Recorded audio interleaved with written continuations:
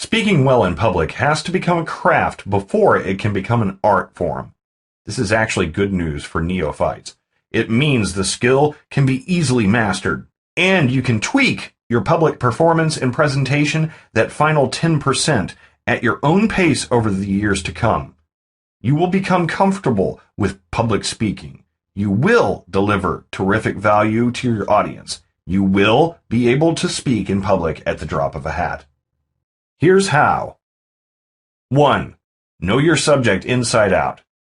Let's go back to sometime between 234 BC and 149 BC to ancient Rome. That's when Cato the Elder uttered wise words speakers still follow today.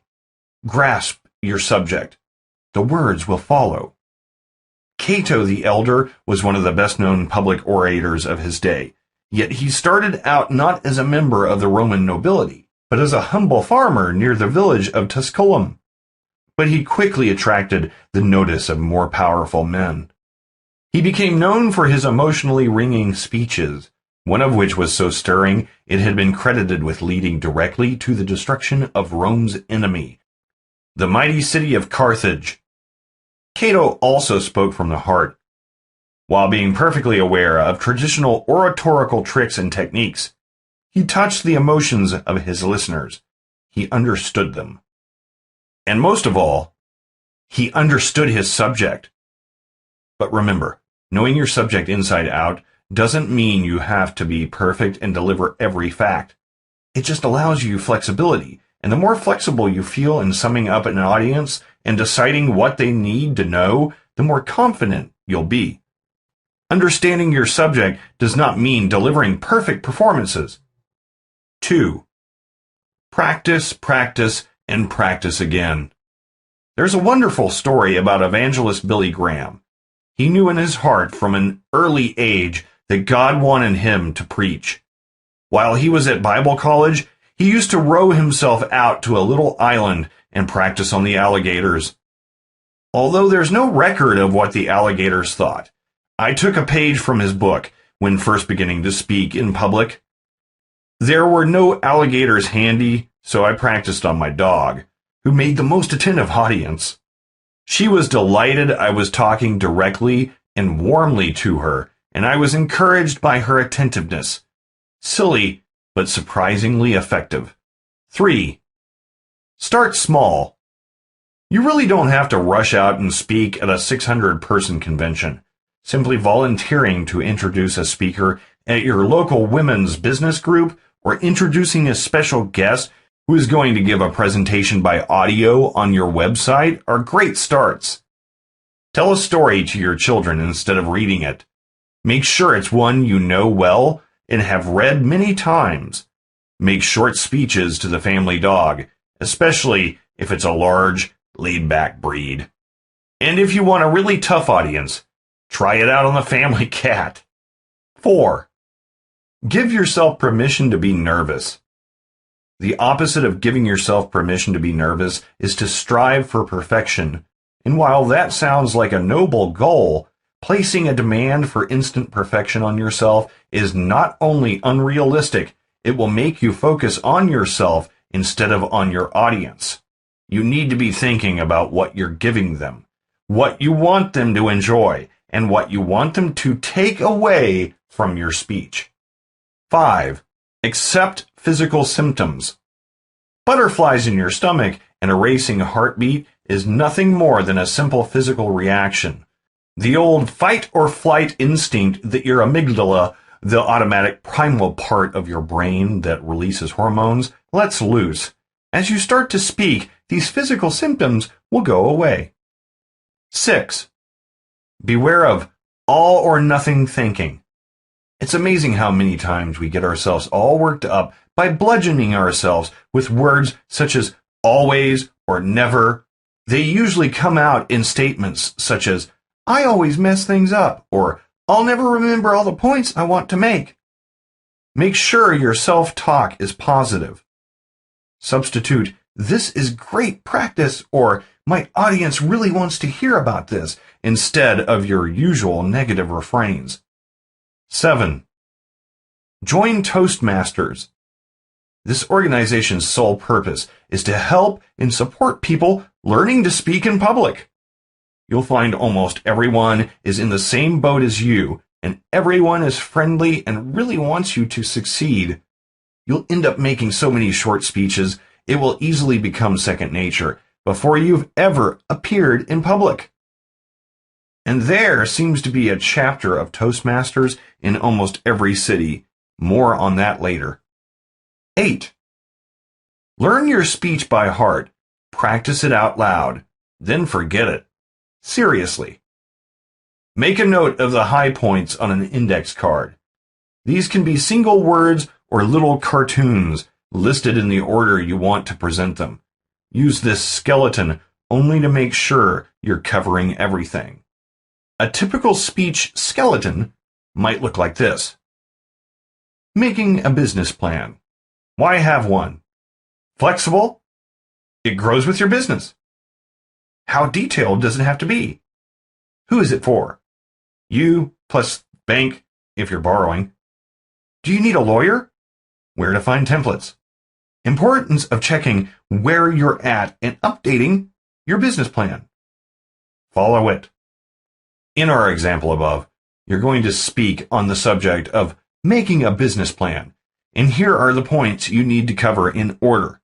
If you know your subject really well, that's all you need to glance at your skeleton in the event you find yourself suddenly freezing up to set you back on track. Tip: be sure to take a bottle of water on stage with you, or put it by your computer if you're speaking online. Practicing your speech out loud is so important. I'm going to repeat it for our next point. You'll see why. 9. Practice your speech out loud.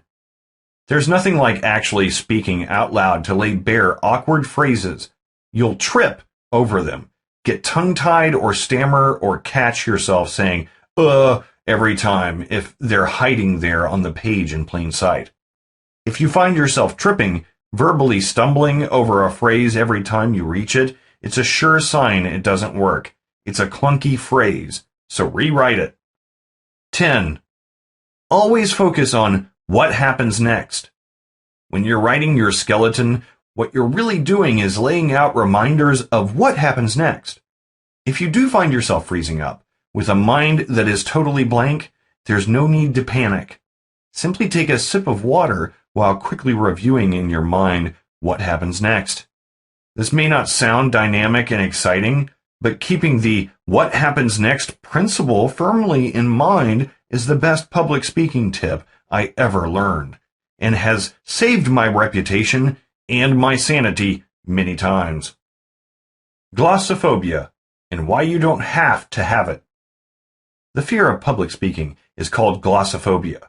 The term originates from the Greek glossa, which means tongue, and phobos, fear. People who have glossophobia have it for one reason and one reason only. They are focusing on themselves. And all the messages are negative and anxiety-based, common fears. I'm going to freeze and forget everything halfway through. What if my voice sounds squeaky? What if they don't like me? No one will ever listen to me again if I mess this up. I'm going to throw up. Notice that every thought, 1, makes a supposition that is based on speculation, not fact. 2, is all about me. Focusing on your message and or your audience works a lot better. Gathering your audience. Famed Irish storyteller Alice Cain had a trick she called gathering her audience. She would stand before them and wait until complete silence fell, searching out what seemed like every member with her eyes. When the chattering faded away and she had their complete attention, she would begin her story in a soft, quiet voice. She was the opposite of theatrical, a little old lady in a print dress and shawl who stood with her hands folded primely in front of her. Yet I will never forget the first time I heard her speak. She told traditional Irish legends, the tales of the Wondersmith. As she spoke, everyone in the audience forgot she was there, forgot they were in a concert hall.